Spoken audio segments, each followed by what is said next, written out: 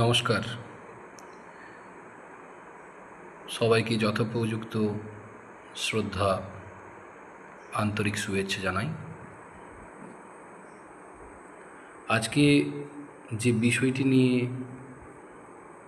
আলোকপাত করব সেই বিষয়টি হলো, অনেকেই প্রশ্ন করেন যে এবারে মা দুর্গা কিসে আসছেন এবং কিসে গমন করছেন। এই বিষয়ে একটা সংস্কৃত শ্লোক রয়েছে শাস্ত্রে। শ্লোকটি বলছি, সাথে ব্যাখ্যাও করে দেব। আপনারা নিজেরাই বুঝতে পারবেন যে মা কিসে আসছেন এবং কিসেই বা গমন করছেন।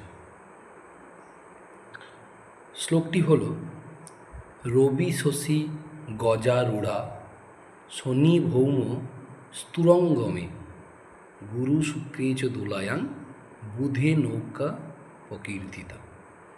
আমি শ্লোকটি আবার বলছি। রবি শশী গজারূঢ়া অর্থাৎ রবিবার এবং সোমবার যদি সপ্তমী তিথি হয়, তাহলে মা আসছেন গজে অর্থাৎ হাতিতে করে।